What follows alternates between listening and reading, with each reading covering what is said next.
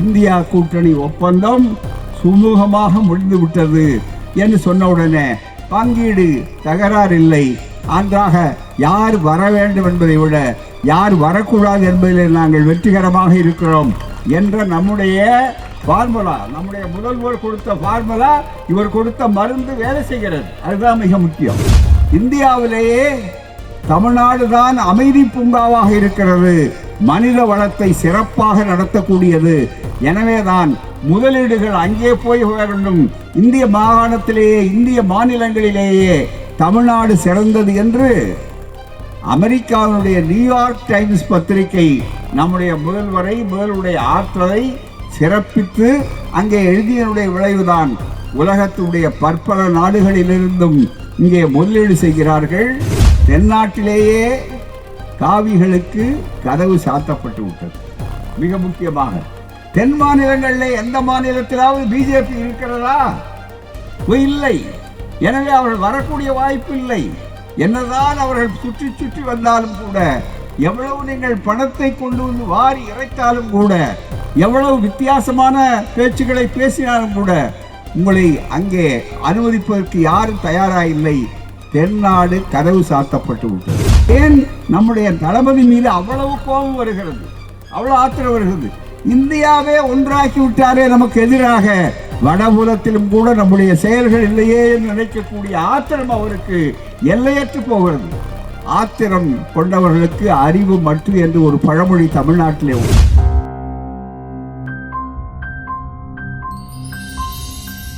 தமிழ்நாட்டில் மட்டுமல்ல,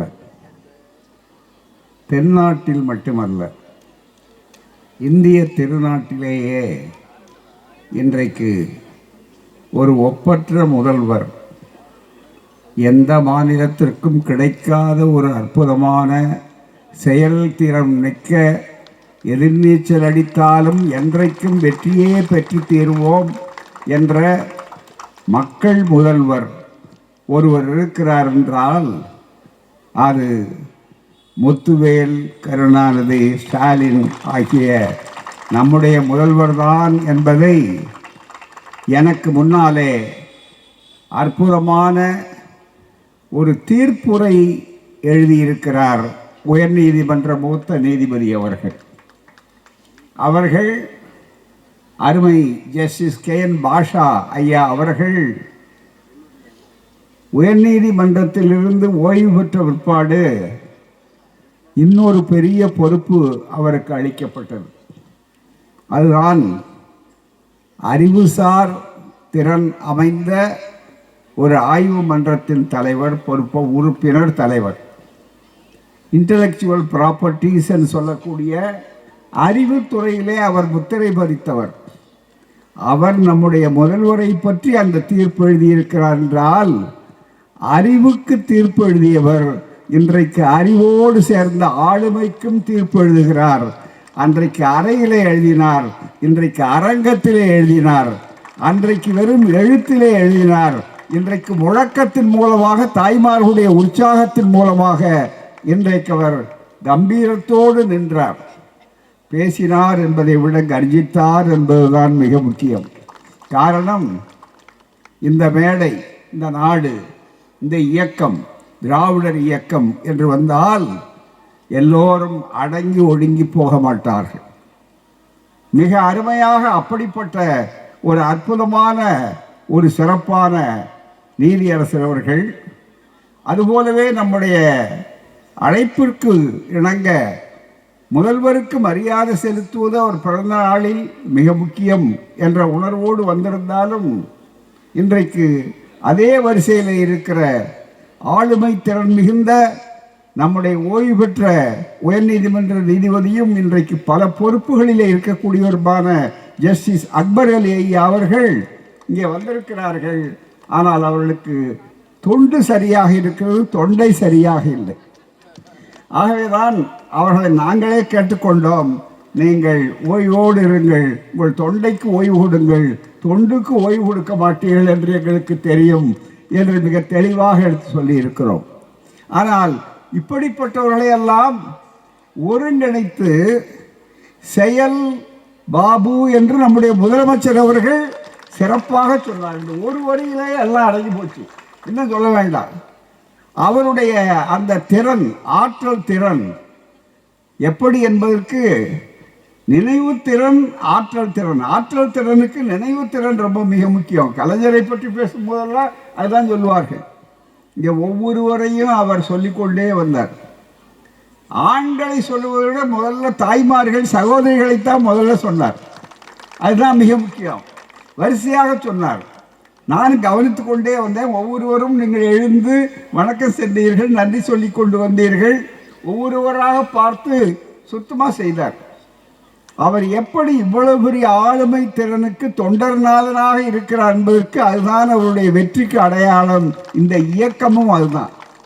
இது தந்தை பெரியார் காலத்திலிருந்து, அண்ணா காலத்திலிருந்து, கலைஞர் காலத்திலே இருந்து, எங்கள் ஒப்பற்ற முதல்வர் ஸ்டாலின் அவர்கள் காலத்திலும் சரி, அதற்கு அடுத்து அந்த கொடியை தூக்கி பிடிக்கின்ற உதயநிதி காலத்திலும் சரி, மிக முக்கியமாக இப்படிப்பட்டவர்கள் தான் இந்த இயக்கத்தினுடைய அடிக்கட்டுமானம். அதுதான் மிக முக்கியம். அதை சிறப்பாக இன்றைக்கு செய்யக்கூடியவர் இந்த பகுதியை சார்ந்தவர் என்பது மட்டுமல்ல, அமைச்சர் பதவி என்பதை விட அதிகமாக மதிப்பது கிழக்கு மாவட்ட செயலாளர். அதுதான் மிக முக்கியம். சூரியன் உதிப்பது கிழக்கு தானே. கிழக்குக்கும் சூரியனுக்கும் தானே பிரியாத ஒரு ஒற்றுமை உண்டு. எனவே சூரிய கதிர்கள் 49 சொன்னார் பாருங்க, 72. மிக முக்கியம். சொல்லிவிட்டு அவர் சொன்னார், இன்றைக்கு ரொம்ப அற்புதமான ஒரு செய்தி, ரொம்ப மகிழ்ச்சியாக இருந்தது. இன்னும் வேடிக்கையாக இருக்கும்.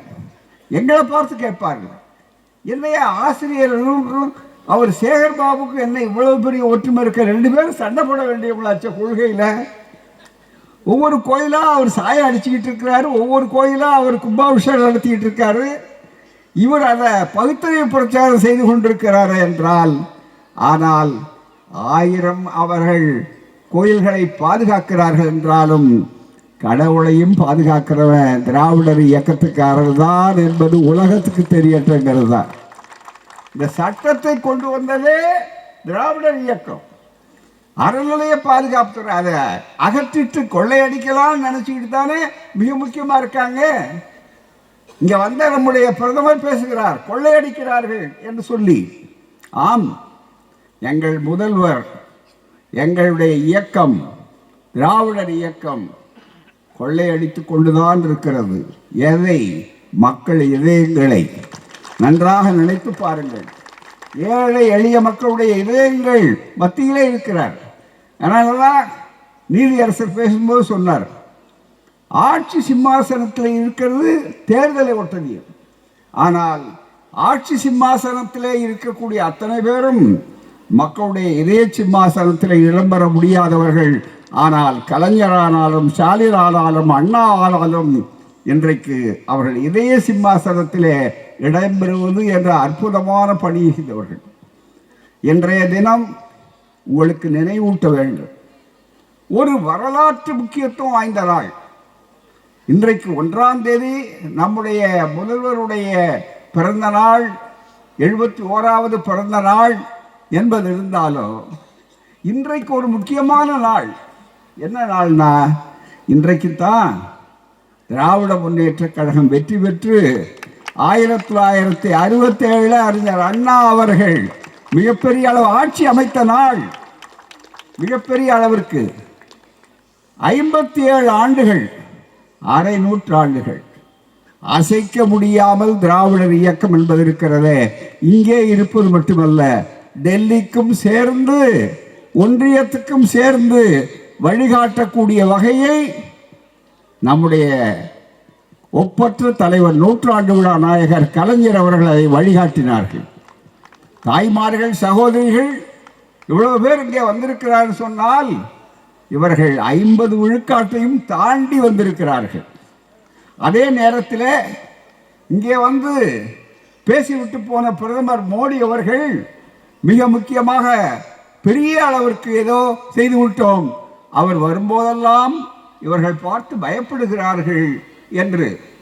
சில பேர் வந்தால் பயப்படத்தான் செய்வார்கள். கொரோனா வரும்போது யாரும் அதை வரவேற்பதற்கு தயாராக இருக்க மாட்டார்கள். மதவரி வந்தால், ஜாதி வரி வந்தால் அதை அப்புறப்படுத்துவதற்கு தயாராக இருப்பார்கள். அறிவாளிகளுடைய வேலை பயப்பட வேண்டியதற்கு பயப்பட வேண்டும். அஞ்சுவது அஞ்சாமை பேதமை, அதுதான் மிக முக்கியம். அப்படிப்பட்ட சூழ்நிலையிலே இன்றைக்கு மிக தெளிவாக அஞ்சி இருக்கிறார்களா என்பதை பற்றி கவலைப்படாமல் கொள்கையை எதிர்நோக்கக்கூடியவர்களாகத்தான் இருக்கிறார். இன்றைக்கு மிகப்பெரிய அளவிற்கு இவ்வளவு பெரிய விழாக்களை நடத்துவது மட்டுமல்ல, செயல் மூலமாக இன்றைக்கு அத்தனையும் செய்யக்கூடிய நம்முடைய அமைச்சர் போன்றவர்களை பார்த்து எவ்வளவு தூரம் அவர்கள் எதிரிகள் குறிவைக்கிறார்கள்.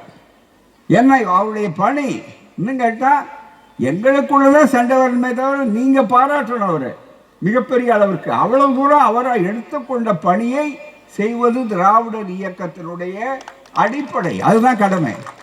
தந்தை பெரியாரே தேவஸ்தானத்துக்கு அவர் அறங்காவலராக அவரிடம் ஒப்படைக்கப்பட்டது ஈரோட்டில். அவர் கடவுள் மறுப்பாளர். ஆனால் ஒப்படைக்கப்பட்ட பணியை ஒழுங்காக நேர்மையாக செய்ய வேண்டும் என்பதற்காக கடவுளையும் சேர்த்து பாதுகாத்து கொடுத்து விட்டுத்தான் கடவுள் இல்லை என்பதை நான் அங்கேயே தெரிந்து கொண்டேன். ஏனென்றால் அவரை காக்க வேண்டிய பொறுப்பு எங்களிடம் இருக்கிறதே தவிர அவரிடத்தில் இல்லை என்பதை மிக தெளிவாக உலகுக்கு தன்னுடைய பிரச்சாரத்தின் மூலம் காட்டினார்.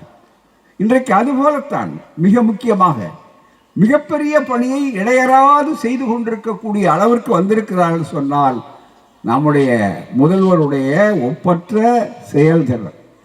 அவர் என்னை பார்த்து சொன்னார், உற்சாகப்படுத்துவதற்கு சொன்னது மட்டுமல்ல, அவர் சொன்னதை நான் இன்னும் கொஞ்சம் உற்சாகத்தை பெறுகிறேன். அவர் சொன்னது மற்ற தோழர்கள் பற்ற அவருக்கு 91 வயதாக இருக்கிறது, இருந்தாலும் இப்படி இருக்கிறார் என்று மகிழ்ச்சியாக சொன்னார். இந்த மாதிரி மக்களை பார்க்கும் போதெல்லாம் நாங்கள் இளைஞர்களாகிறோம், அதுதான் மிக முக்கியம். தந்தை பெரியார் 95 ஆண்டு காலமாக மக்களுக்கு உழைத்தவர். அவரால் அவரது குருகுலத்தில் உருவாக்கப்பட்ட நம்முடைய முத்தமிழறிஞர் கலைஞர், நூற்றாண்டு விழா நாயகர் கலைஞர் அவர்கள் இமை தூட்டாமல் இமை மூடாமல் உழைத்த உழைப்பின் உருவமாக இருந்தவர். அவரே பார்த்து சலிப்பறியாத உழைப்புக்காரர் என்று தன் அருமை மகனை வைத்துக் கொண்டு மகனாக பார்க்கவில்லை, அவரை ஒரு முதலாக, கொள்கை முதலாக பார்த்தார்கள். அதனுடைய அடிப்படையிலே வாழ்த்தினார்கள். இன்றைக்கு அவருக்கு 71 என்றால் உங்களுக்கு சொல்லுகிறோம், இந்த இயக்கம் அதுவும் எதிர்ப்பு வரும்போதுதான் எங்களுக்கு இளமை வரும். மிக முக்கியமாக அவர்கள் சொன்னார்கள், ஐயா அவர்கள், இந்த கரம் சாதாரணமானதல்ல. நம்முடைய ஜஸ்டிஸ் ஐயா பாஷா அவர்கள் சொன்னார்கள், மிசா காலத்தை பற்றி சொன்னார்கள். ஸ்டாலின் அவர்கள் அடிபட்டவரை அடித்து ரத்தம் சொந்த சொட்ட போட்டு கொண்டு வந்து உள்ளே தள்ளியது, அவர் மேலே விழுந்த நேரத்தில் இருட்டில் அந்த வெளிச்சம் கூட தெரியாது. ஏனென்றால் உள்ளே தள்ளிவிட்ட நேரத்தில் கிட்டே வந்து பார்த்த உடனே யார் என்று சொல்லும்போது இளைஞரணியை சார்ந்த நம்முடைய ஸ்டாலின் என்பதை அங்கே பிடித்து கைப்பிடித்து அவருக்கு, தம்பி இது பொது வாழ்க்கை இப்படித்தான் இருக்கும் என்று ஆறுதல் சொல்லி, அன்றைக்கு பிடித்த கரம் இன்றைக்கும் என்றைக்கும் ஒன்றாக இருக்கக்கூடியவர்கள் ஒரே அறையிலே நாங்கள். அதற்கு பிறகுதான் அன்றைக்கு அவர் கவலைப்படலை. அதுதான் மிக முக்கியமானது. அந்த கொள்கை நெஞ்சுரம்தான் இந்த இயக்கத்தை வளர்க்கிறது. எனவே பிரதமர் அவர்களே, உங்களுக்கு சொல்லுகிறோம், இந்த இயக்கத்தை திமுக காணாமல் போகும் என்று சொன்னவர்கள் தான் இதுவரையில் காணாமல் போயிருக்கிறார்களே தவிர மற்றவர்கள் இந்த இயக்கம் காணாமல் போனதாக வரலாறு கிடையாது. நெருக்கடி காலத்திலே சொன்னார்கள், இந்த இயக்கம் இனிமேல் இருக்காது. அதுவும் எங்களையெல்லாம் உள்ளே அழைத்து கொண்டு போய் மிரட்டுகிறார்கள். இதோ நம்முடைய கலாநிதி எம்பி அவர்கள் இருக்கிறார்கள், அவருடைய தந்தையார் வீராசாமி அவர்கள், ஆற்காடு வீராசாமி அவர்கள் எங்களோடு வந்தவர்கள். எங்களை விட எல்லோரை விட அதிகமான தாக்குதலுக்கு ஆளானவர். அதன் காரணமாக இன்றைக்கும் செவிப்புலன் அவருக்கு பாதிக்கப்பட்டது, உடல்நிலை பாதிக்கப்பட்டது. அவருடைய காட்சி எப்படியெல்லாம் தாக்கினார் என்பது உள்ளே இருந்து எங்களுக்கு தெரியும். மிக முக்கியமாக இந்த இயக்கம் என்ன அழிந்து விட்டதா, இல்லை அவர் இந்த இயக்கத்தை விட்டு ஒழிந்து விலகிவிட்டாரா? நன்றாக அதைத்தான் அண்ணா அவர்கள் சொன்னதை இங்கு நம்முடைய அமைச்சர் அவர்கள், அருமை சகோதரர் சேகர்பாபு அவர்கள் தெளிவாக எடுத்து சொன்னார். கொள்கை என்பது வேட்டி, பதவி என்பது துண்டு. அவ்வளவுதான். எங்களுக்கு துண்டு இல்லாமல் நாங்கள் இருப்போம். துண்டு போவதை பற்றி கவலை இல்லை. ஆனால் வேட்டி எங்களுக்கு மிக முக்கியம். இது திராவிடர் இயக்கத்துக்கு மட்டுமே, உண்மையான திராவிடர் இயக்கத்துக்கு மட்டுமே இலக்கணம். இன்றைக்கு ரொம்ப பேருக்கு வேட்டியை பற்றி கவலை இல்லை. இன்றைக்கு ரொம்ப கூட்டணிக்கு போகிறவர்கள் பூரா வேட்டியை பற்றி கவலைப்படவே இல்லை. பூரா வேட்டியவே உங்களுக்கு வேணும்னாலும் தியாகம் பண்ணுறோன்னு சொல்கிறான். ஏன்னா எப்போ அதை நினைப்பார்கள் என்றால் ரொம்ப போதை அதிகமாகிவிட்டால் இருக்கிறதா இல்லையா என்று கிடையாது. இன்னும் கேட்டால் நீங்கள் தான் இப்படி இருக்கிறீர்கள் என்று சொல்வார்கள். மிக முக்கியமாக அப்படியெல்லாம் தாண்டி இன்றைக்கு கொள்கை ரீதியாக இருக்கிறார்கள் சொன்னால் வெறும் பதவிக்காக அல்ல நண்பர்களே. நீங்கள் நன்றாக நினைத்து பார்க்க வேண்டும். ஒரு முதலமைச்சர் என்பதற்காக நாம் அவரை பாராட்டவில்லை. எதிர்நீச்சல் அடித்து நின்றது மட்டுமல்ல, சொன்னதை செய்பவர், செய்வதை சொல்பவர். அது மட்டுமல்ல, தான் சொன்னதை செய்வதை விட தனக்கு முன்னாலே இருந்த தன்னுடைய தலைவன் எதை விரும்பினாரோ அதை புரிந்து கொண்டு அதை செய்து காட்டுவேன், அதற்காக போராடுவேன் என்ற உணர்ச்சியோடு எதிர்நீச்சலிலே வந்தபோது அந்த எதிர்நீச்சலோடு அதை செய்தார்கள். நீதியரசர் ஐயா அவர்கள் இங்கே சொல்லும்போது சொன்னார்கள் அல்லவா, மிக முக்கியமாக நம்முடைய முதலமைச்சர் அவர்களை பாராட்டுகிற நேரத்தில் சொன்னார், கலைஞர் சொன்னார், எனக்கு ஒரே ஒரு விருப்பம், இதயத்தை தாருங்கள் அண்ணா என்று அண்ணாவிடம் கேட்ட நேரத்தில் அதை பத்திரமாக உங்களுக்கு கொண்டு வந்து சேர்ப்பேன், உங்கள் காலடி மலரிலே சேர்ப்பேன், அந்த இடத்துல எனக்கு பக்கத்திலே அந்த இடம் எனக்கு வேண்டும், அந்த இடத்துல இருக்க நீங்கள் உறங்குகிற இடத்துக்கு பக்கத்திலே தான் இருப்பேன்னு சொன்ன நேரத்தில் அதற்காக அன்றைக்கு ஆண்ட தோழர்கள், இந்த இயக்கத்திலே இருந்து போனவர்கள் தான், அவர்களை கூட செய்ய விடாமல், அவர்களும் அவள் புரிந்து கொள்ள முடியாமல் RSS நெருக்கடி, இன்னொரு பக்கம் அவர்களுக்கு இருந்த சங்கடம், இது அலங்காரணமாக நேரிலே சொன்ன நேரத்தை கூட அவர்கள் கலைஞருக்கு அங்கே இடம் கொடுத்தோம், அண்ணாவுக்கு நினைவகத்திலே பக்கத்திலே என்று சொல்லி பெருமை வர வேண்டியவர்கள் அந்த பெருமை வரக்கூடிய வாய்ப்பையும் கூட இழந்த ஒரு மிகப்பெரிய கொடுமையான சூழல். என்றாலும் நீதித்துறையை நம்பினார்கள், நீதித்துறை கைவிடவில்லை. அந்த நீதித்துறையிலே வெற்றியை பெற்ற நேரத்திலே அவர்கள் கலகல என்று கண்ணீர் விட்டது போது ஐயா நீதியரசர் சொன்னார்கள் அல்லவா, அதே போலத்தான் எங்களுடைய உணர்வுகள் இருந்தது. இன்றைக்கு அதுதான் மிக முக்கியமான அளவிற்கு இருக்கிறது. பெரிய அளவுக்கு சாதனை செய்திருக்கிறார்கள். எனவே இப்படிப்பட்ட சாதனை செய்தவர்களை பார்த்து என்ன செய்தார், இவளெல்லாம் ஏதோ வேதனை செய்தார்கள் என்று ஒரு பொறுப்புள்ள பிரதமர் பேசலாமா? தயவுசெய்து நினைத்து பாருங்கள். இதுவரை யாரும் அந்த இடத்துல இருக்கிறவர்கள் அந்த பதவிக்கு வேண்டிய மரியாதை கொடுங்கள்.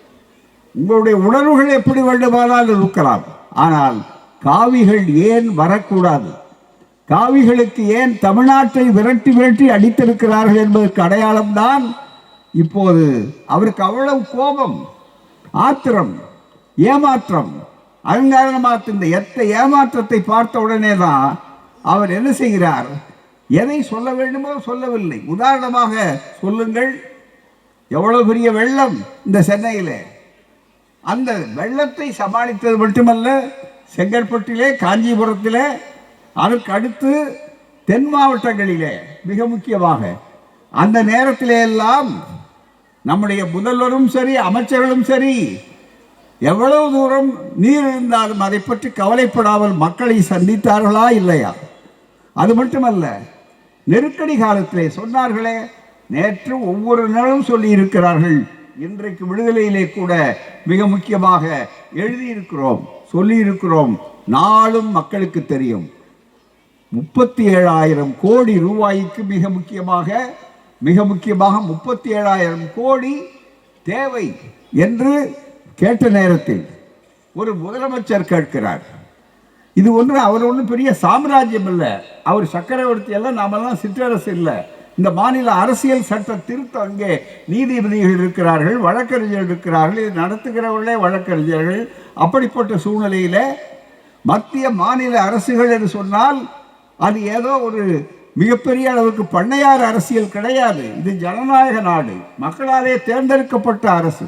இன்னும் கேட்டால், இன்னும் ஆளுவதற்கு மக்கள் உள்ள ஒரு அரசு என்று சொன்னால் இந்திய அரசியல் சட்டப்படியும் நடைமுறைப்படுத்தப்படியும் யாருக்கு இருக்கிறது என்றால் மாநில அரசுகளுக்குத்தான் இருக்கிறதே தவிர ஒன்றிய அரசுகள் மக்களுக்கு தனியே ஆளுவதற்கு தனிய மக்கள் கிடையாது. ஆங்கிலத்திலே சொல்வார்கள், it is a legal fiction. ஒரு சட்ட கற்பனை, ஒரு அப்சாக்ட் என்று சொல்லக்கூடியதுதான். நீங்கள் மிகப்பெரிய அளவிற்கு நீங்கள் இங்கே கொடுத்தாலும் அதை செயல்படுத்தக்கூடிய முறை யாருக்கு உண்டு என்றால் மாநிலத்துக்கு மாநில முதல்வர்கள் மூலம்தான் நீங்கள் செயல்படுத்தியாக வேண்டும். ஏனென்றால் மாநிலம் என்பது இருக்கிறத அதுதான் உண்மையானது. மக்கள் என்பது அதை பொறுத்துத்தான் மக்கள் என்பது. எனவே தான் இந்திய அரசியல் சட்டத்திலே மொழிகள் என்று வருகிற நேரத்தில் இந்தி மொழிக்கு கூட தனி இடம் கிடையாது. எந்த மொழிக்கும் தனி இடம் இல்லாத நேரத்தில் 22 மொழிகள் என்று ஆக்கியிருக்கிறார்கள். எதையெல்லாம் புரிந்து கொள்ள வேண்டும். அதற்காக போராடுகின்ற இயக்கம் இந்தியாவிலேயே திராவிடர் இயக்கம். அந்த திராவிடர் இயக்கத்தினுடைய அடிப்படையை உருவாக்க வேண்டும். அதன் மூலமாக எல்லோருக்கும் எல்லாமும் கிடைக்க வேண்டும், அனைவருக்கும் அனைத்தும் கிடைக்க வேண்டும், சமூக நீதி அனைவருக்கும் கிடைக்க வேண்டும். பாலியல் நீதி சமூக நீதியோடு சேர்ந்ததுதான் என்ற காரணத்தால் தான் இன்றைக்கு மகளிர் இன்றைக்கு இவ்வளவு தெளிவாக இருக்கிறார். குஜராத் மாடல் குஜராத் மாடல் என்று சொல்லுகிறார்களே, மாறுதட்டுகிறார்களே. இந்த குஜராத் மாடல்ல 40,000 பெண்கள் காணாமல் போயிருக்கிறார்கள். புள்ளி விவரம் மறுக்க முடியுமா? இதை நாங்கள் கேட்டால் கோபம் வருகிறது அவருக்கு. இப்படி தமிழ்நாடு இவ்வளவு விழிப்போடு இருக்கிறதே என்று நினைக்கிறார்கள்.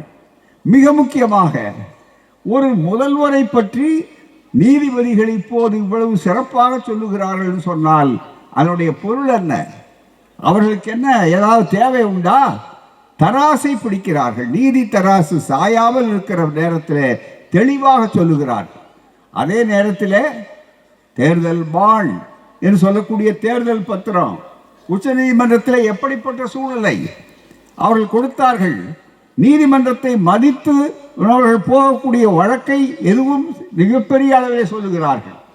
ஆனால் இன்றைக்கு என்ன நடக்கிறது என்றால் 6ஆம் தேதி இன்றைக்கு ஒப்படைத்திருக்க வேண்டிய அவர்கள் பட்டியலை ஒப்படைக்காமல் அதற்கு குறுக்கே சால் விடுகிறார்கள். என்ன மிகப்பெரிய அளவுக்கு ஆளுமை எங்கே தெரியவில்லை, தமிழ்நாட்டு முதல்வருக்கு தெரியவில்லை, தமிழ்நாட்டுக்கு புரியவில்லை என்று சொல்லக்கூடியவர்கள் என்ன செய்கிறார்கள் சொன்னால், ஸ்டேட் பேங்க் ஆஃப் இந்தியா மூலம் இன்னும் எங்களுக்கு இந்த பட்டியலை தொகுக்க முடியல, நிறைய இருக்கு, யாரு நன்கொடை கொடுத்தவர்கள் நிறைய இருக்கு, அதனால ஜூன் மாதம் வரையில் எங்களுக்கு வாய்தா கொடுங்க. இதுவரையில் வழக்கறிஞர்கள், நாங்களும் வழக்கறிஞர்கள் தாங்க, நிறைய வழக்கறிஞர்கள் இருக்காங்க, பல நேரங்களில் வாய்தா எதுக்கு வாங்குவாங்கன்னு தெளிவாக தெரியும். மிக முக்கியமாக அப்படி வாய்தா வாங்கி கொண்டிருக்கிற முறையிலே கேட்கிறார்கள். மிக முக்கியமாக எங்களுக்கு ஜூன் மாதம் வர காரணம் என்ன? ஏப்ரலுக்குள்ள இந்த தேர்தலில் என்னென்ன நடந்ததுங்கிற தில்லுமுள்ளு அத்தனையும் வெளியே வரக்கூடிய வாய்ப்புகள் வந்து விட்டது என்று சொன்ன உடனே உச்ச நீதிமன்றத்தை கூட அவர்கள் மதிப்பதற்கு தயாராக இல்லை. அதே நேரத்தில் நம்முடைய அமைச்சராக இருந்தாலும் நம்முடைய தோழர்கள் யாராக இருந்தாலும் நீதிமன்றத்தை மதிக்கிறார்கள், நீதியை மதிக்கிறார்கள், நீதிக்கு தலை வணங்குகிறார்கள். அப்படிப்பட்ட ஒரு அற்புதமான ஒரு ஆட்சி தான் இந்த ஆட்சி. இதை பார்த்து காமாலை கண்ணனுக்கு கண்டதெல்லாம் மஞ்சள் பார்ப்பதெல்லாம் என்று சொல்வதை போல அவர் பேசுகிறார் என்று சொன்னால் என்ன அர்த்தம்? தயவு செய்து நீங்கள் எண்ணி பார்க்க வேண்டும். இவர்கள் சொல்வது ஒரு பக்கத்தில் நீதி அரசருடைய இந்த பேச்சு, இன்னொரு பக்கத்தில் உங்களுக்கு தெரியும் இந்தியாவிலேயே தமிழ்நாடு தான் அமைதி பூங்காவாக இருக்கிறது, மனித வளத்தை சிறப்பாக நடத்தக்கூடியது. எனவேதான் முதலீடுகள் அங்கே போய் வேண்டும். இந்திய மாகாணத்திலேயே இந்திய மாநிலங்களிலேயே தமிழ்நாடு சிறந்தது என்று அமெரிக்காவினுடைய நியூயார்க் டைம்ஸ் பத்திரிகை நம்முடைய முதல்வருடைய ஆற்றலை சிறப்பித்து அங்கே எழுதியனுடைய விளைவுதான் உலகத்துடைய பற்பல நாடுகளிலிருந்தும் இங்கே முதலீடு செய்கிறார்கள். அதன் காரணமாக வேலை வாய்ப்பை இளைஞர்களுக்கு தருகிறார்கள். வேலை வாய்ப்பை உருவாக்குவோம் என்று. ஏனென்றால் இளைஞர்களுக்கு வேலை வாய்ப்பு இல்லாவிட்டால் அவர்கள் விபரீதமான முடிவுக்கு எடுப்பார்கள். எனவே அங்கு போகக்கூடாது என்பதற்காகத்தானே செய்கிறார்கள்.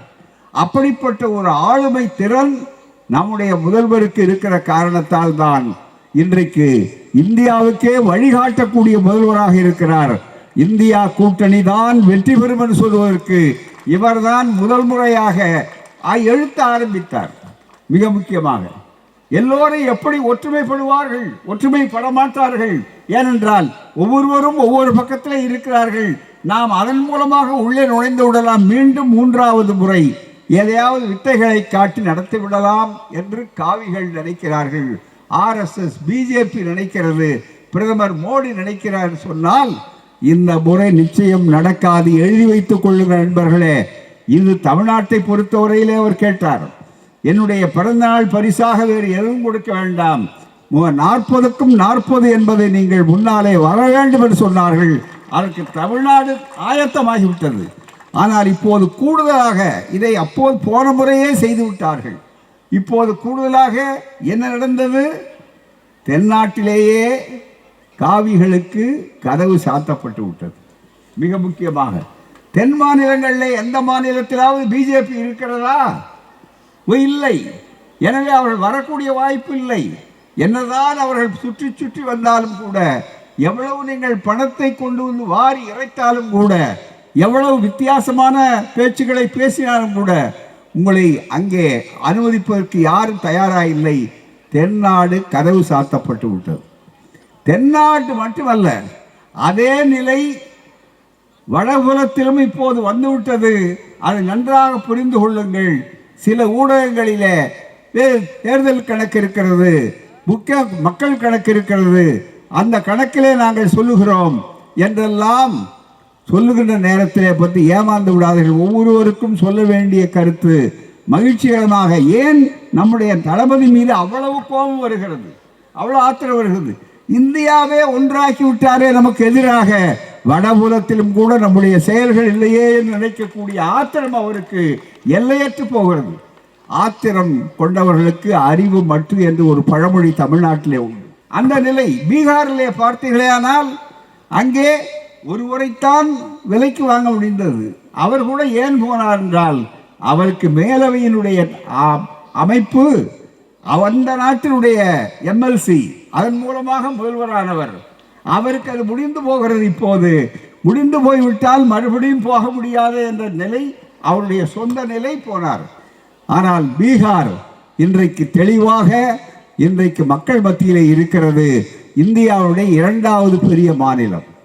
எல்லாவற்றை விட 80 இடங்களை பெற்றிருக்கக்கூடிய உத்தரப்பிரதேசம், அதுதான் அதிகமான நாடாளுமன்ற உறுப்பினர்களை பெற்ற இடம்.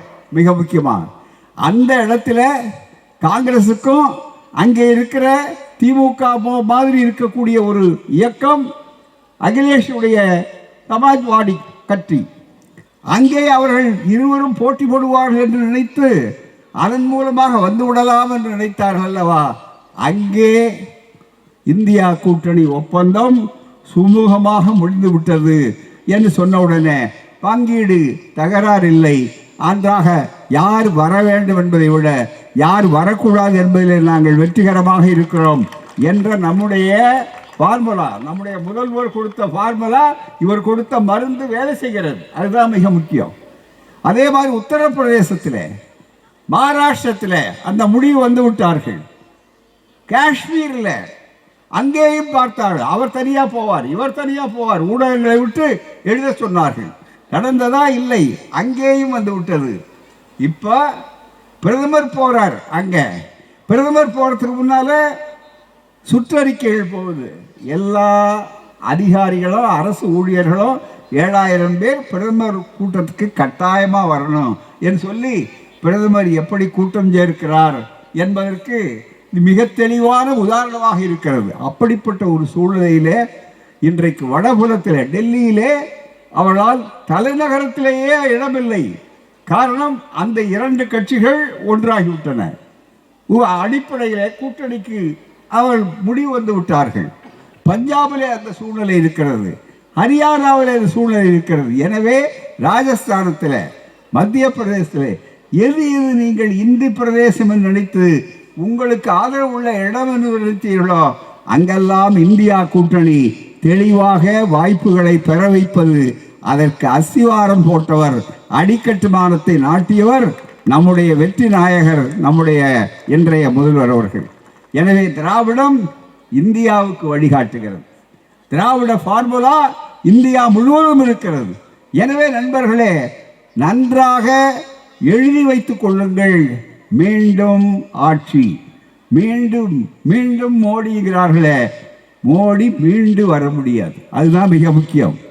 மீண்டு வர முடியாதவர் மோடி, அதுதான் மிக முக்கியம்.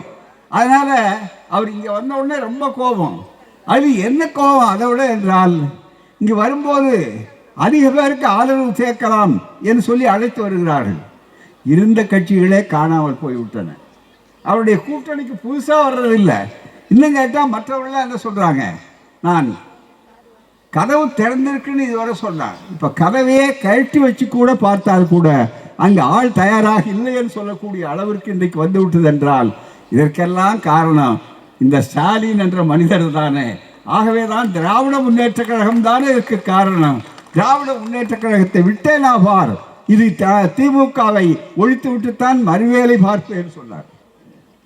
உங்களுடைய திறனை நாங்கள் மதிக்கிறோம், வித்தைக்காரர் நீங்கள் மதிக்கிறோம்.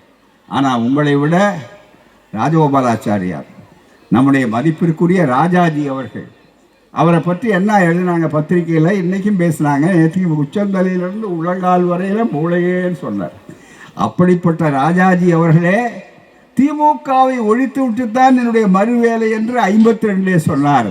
ஆனால் 62, 64, 67 அதே ராஜகோபாலாச்சாரியார் இந்தியை எதிர்க்கிற பெரியாரா, இந்தியை எதிர்க்கிற அண்ணாதுரையா என்னெல்லாம் அன்றைக்கு கேட்டு ஆளுவது நான், நீங்கள் படித்துத்தான் தீர வேண்டும் என்று சொன்னவர் தலைகீழ மாறி நம்முடைய நூற்றாண்டு விழா நாயகர் கலைஞர் அவர்கள் 65 பாளையங்கோட்டை சிறைச்சாலையில் இருந்தார்கள். அதையெல்லாம் தாண்டி அந்த வரலாறு எப்படி வந்திருக்கிறது சொன்னால், எல்லோரும் இளைஞராக இருக்கும்போது இந்திக்கு தமிழ்நாட்டில் ஆதிக்கமா என்று கேட்டதெல்லாம் மாறி எந்த இந்தியை உள்ளே கட்டாயமாக 1938 எங்களை போன்றவர்கள் சிறு குழந்தைகளாக இருந்த நேரத்தில், உங்களை போன்றவர்கள் பலர் பிறக்காத நேரத்தில் முதல் முறையாக இந்த நாட்டில் பண்பாட்டு படையெடுப்பு கூடாது என்பதற்காக இந்திய திணிப்பை என்றைக்கும் ஏற்க மாட்டோம் என்பதற்கு அடையாளமாக நம்முடைய தாய்மார்கள், கருவுற்ற தாய்மார்கள் சிறைச்சாலைக்கு சென்றார்களோ அவர்களை சிறையிலே அனுப்பி தந்தை பெரியாரை பெல்லாரி சிறைக்கு அனுப்பிய அதே ராஜகோபாலாச்சாரியார் அண்ணா பக்கத்திலே வந்து திராவிட முன்னேற்ற கழகத்தினுடைய பக்கத்தில் அமர்ந்து ஹிந்தி நெவர், இங்கிலீஷ் எவர் என்று சொல்லி வைத்த இயக்கம் திராவிடர் இயக்கம். இந்த வரலாறு மோடிக்கு எழுதி கொடுத்திருக்க மாட்டார்கள். தயவு செய்து படியுங்கள் பிரதமரே. இதை பற்றி பேசியவர்கள் தான் காணாமல் போயிருக்கிறார்கள். ஆனால் இந்த இயக்கம் கற்பாறை, கண்ணாடி வீட்டிலே இருந்து கொண்டு கற்பாறை மீது நீங்கள் கல்லறியலாம் நினைக்கக்கூடாது.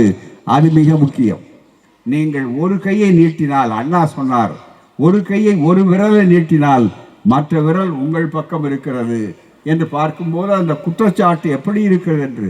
ஆகவே தான் இன்றைக்கு தமிழ்நாட்டில் ஐயோ இங்கே இவ்வளோ பெரிய போதைப் பொருள்கள் வந்து விட்டது, நான் ரொம்ப கவலைப்படுகிறேன் என்றெல்லாம் பேசியிருக்கிறார்கள். ஆனால் அதிகமான போதைப் பொருள்கள் வந்த மாநிலங்கள் எது என்று சொல்கிற நேரத்தில் ஒரு பட்டியலை உங்களுடைய அமித்ஷா நிர்வாகம் செய்யக்கூடிய அதே உள்துறை மாநிலங்களவையிலே படித்து கையில் வைத்திருக்கிறோம், அதை எழுதியிருக்கிறோம். அதிலே சொன்ன நேரத்தில் அதில் தமிழ்நாடு கிடையாது. அதில் இடம்பெற்றிருப்பது எது? குஜராத், உத்தரப்பிரதேசம், மத்திய பிரதேசம் மாதிரி இப்படிப்பட்ட இடங்கள் பெற்றிருக்கின்றன. அதையெல்லாம் மறைத்துவிட்டு நீங்கள் இதை பேசலாம் நினைத்தால் என்ன ஆவது? இன்னும் கேட்டால் சொல்லுகிறார், என்னுடைய குடும்பம் 140 கோடி மக்களும் என்னுடைய குடும்பம் என்கிறார். மகிழ்ச்சி. 140 கோடி மக்களை நீங்கள் உங்கள் குடும்பமாக நினைத்திருந்தால், தமிழ்நாட்டு மக்கள் வெள்ளத்திலே அவதிப்பட்ட நேரத்திலே அவர்களுக்கு நீங்கள் ஒரு பைசா கூட உதவி செய்யவில்லை என்று இன்றைக்கு எல்லோரும் சொல்லுகிறார்கள் அல்லவா? இதயம் உள்ளம் இருக்கிற இடத்துல உங்களுக்கு பள்ளம் இருக்கிறதே தவிர கள்ளம் இருக்கிறதே தவிர உங்களுக்கு உள்ளம் இல்லை. அதன் காரணமாகத்தான், காரணம் மனமில்லை, நீங்கள் எங்கள் இனமில்லை, ஆகவேதான் உங்களுக்கு மனமில்லை என்று எல்லோரும் இன்றைக்கு புரிந்து கொண்டிருக்கிறார்கள்.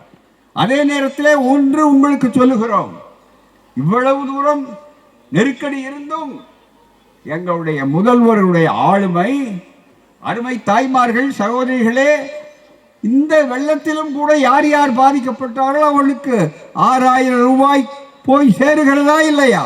மிக முக்கியமாக நெருக்கடி, நிதி நெருக்கடி, கஜானாவை பூட்டி சாவியை அவர்கள் வைத்துக் கொண்டிருக்கிறார்கள். எவ்வளவு இவர்கள் வருகிறார்கள் சொல்லுகிறார்கள். ஆனால் உங்களிடம் எல்லாம் இருக்கலாம், எங்களிடம் இது இருக்கிறது, அதுதான் மிக முக்கியம். You have got muscle power, you have got money power, you have got media power, we have got mind power, people's power, support, மக்களுடைய ஆதரவு. அதனால தான் இந்த தலைப்பில் 2 தலைப்பு அருமையாக கொடுத்துருக்குறாங்க நம்முடைய தோழர்கள் இந்த நிகழ்ச்சிக்கு. மக்கள் முதல்வர், மனித நேயம். இந்த மக்கள் முதல்வராக இருக்கிற காரணத்தால் ஓடோடி போய் பார்த்தார்.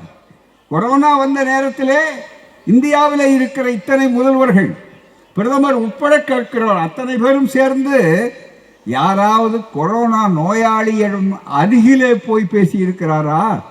எங்களுடைய முதல்வராக வந்த நேரத்திலே தான் அந்த அணியை போட்டுக்கொண்டு பல பேர் சொன்னார்கள், போகாதீர்கள், நீங்கள் முக்கியம், விசாரியுங்கள் என்று மருத்துவமனைக்கு போய் கேட்டார். ஆனால் பிரதமர் மோடி இன்றைக்கு மோடி தோடி ராகமெல்லாம் வாசிக்கிறார்களே, அவர் என்ன செய்தார்? கைதட்டுங்கள், கொரோனா போயிடும். கைதட்டினா கொரோனா போகுமா? ஓடு சத்தம் போடுங்க, கொரோனா போகும். இந்த மலரை தூக்கி போடுங்க, அது கொரோனா போகும். இப்படி சொன்ன பிரதமர் உலகத்திலேயே நோபல் பரிசுக்குரியவர் என்று கருதப்பட வேண்டிய இவர்தான் தமிழ்நாட்டை பார்த்து ஒட்டகம் இழுத்தது என்று சொல்வதை போல இருக்கிறார்கள். எனவே முதல்வர் அவர்களே, நிறைய பேசுங்கள், அடிக்கடி தமிழ்நாட்டுக்கு வாருங்கள். என்றால் அண்ணாமலை உங்கள் ஓட்டை குறைத்ததை விட நீங்கள் போட்டி போட்டுக்கொண்டு அண்ணாமலையை தாண்டி அதிகமாக குறைத்து கொண்டிருக்கிறீர்கள் ஓட்டை. அதன் மூலமாக நிறைய நீங்கள் வந்து பேச பேச இன்னும் அதிகமாக வேலை குறையும், ஓட்டு அதிகமாக பெறக்கூடிய வாய்ப்பு பெறும். எங்களுடைய முதல்வர் எதை சொன்னாலும் நிதானத்தை அவர்கள் இழக்காதவர். எவ்வளவு பெரிய புயல் வந்தாலும் அதை பற்றி கவலைப்படாதவர். என்னை பார்த்து சொன்னார், எங்களை பார்த்து சொல்லுகிறார். இதை பதவிக்காக அல்ல, மக்களுடைய உதவிக்காக இருக்கக்கூடிய கூட்டம் என்பதற்காகத்தான் அவருக்கு வாழ்த்து சொல்லுகிறோம். அவரை வாழ்த்துவது அவருக்காக அல்ல, நமக்காக, நம்முடைய பிள்ளைகளுக்காக. இந்த தாய்மார்கள் எல்லாம் எவ்வளவு மகிழ்ச்சியாக இருக்கிறார்களே. எந்த காலத்தில் தாய் வீட்டிலே இருந்து கூட 1000 ரூபாய் மாதம் வந்ததே கிடையாது, உங்களுக்கு இப்போதுதானே வருகிறது. அதை எண்ணி பார்த்தீர்களானா இந்த கழுத்தை நெருக்கி கொண்டிருக்கிறார்கள், பொருளாதார கழுத்தை. அப்படி இருந்தும் உங்களை ஞாபகத்தில் வைத்துக் கொண்டு பேசுகிறார்கள் சொன்னால் அதற்கு காரணம் பதவியல் நண்பர்களே, அதற்கு காரணம் மனிதாபிமானம், மனித நேயம். அந்த மனித நேயர் வாழட்டும். அவர் வாழ்ந்தால் திராவிடம் வாழும், திராவிடம் வாழ்ந்தால் மனிதநேயம் வாழும்.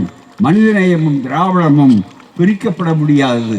எப்படி பகுத்தறிவும் செயல்திறனும் பிரிக்கப்பட முடியாததோ அப்படிப்பட்ட இவ்வளோ அற்புதமான ஏற்பாடுகளை செய்திருக்கிறார்கள். ஒவ்வொருவரையும் தனித்தனியே விழிக்கவில்லை என்று நினைக்கவில்லை. நம்முடைய அமைச்சர் அவ்வளவு பேரையும் சொல்லிட்டார். அதை ஆமோதிக்கிறேன் என்று சொல்லிவிட்டாலே உங்களை அழைத்ததாக தெரியும், உங்களுக்கு நன்றி சொன்னதாக இருக்கும். எனவேதான் உங்களுடைய மலர்ந்த முகங்களையும் சிறந்த ஆதரவுகளையும் பார்க்கும்போது நீங்கள் வாக்களித்தால் மட்டும் போதாது, ஒவ்வொருவரையும் தென்னை பிரச்சாரம் மூலம், தெரு பிரச்சாரத்தின் மூலமாக மோடி ஏன் வரக்கூடாது, ஏன் காவி இந்த மண்ணிலே இருக்கக்கூடாது என்று. இப்போது போட்டியே அவளுக்கு வெற்றி பெறுவதற்காக அல்ல, டெபாசிட் வாங்க முடியுமா என்பதற்காகத்தான். உண்மையான போட்டி அவர்களை பொறுத்தவரையில் நோட்டாவுக்கும் பாஜகவுக்குமே தவிர மற்ற கட்சிகளோடு கிடையாது என்பது தெரியும். தெரிய தெரிய அவர்களுக்கு கோபம் அதிகமாகிறது, நெஞ்சு எரிய ஆரம்பிக்கிறது. எனவேதான் வசைபாட ஆரம்பித்திருக்கிறார்கள். நீங்கள் எங்கள் மீது வசைபாட எதிர்ப்பை காட்ட காட்ட நிறைய நீங்கள் அர்ச்சனை செய்ய செய்ய என்ன ஆகும் என்றால் அவ்வளவும் திராவிடத்தின் வயலுக்கு உரமாகும், வயல் செழிப்பாகும். செழித்தால் மக்கள் விழிப்பார்கள், மக்கள் வளருவார்கள்.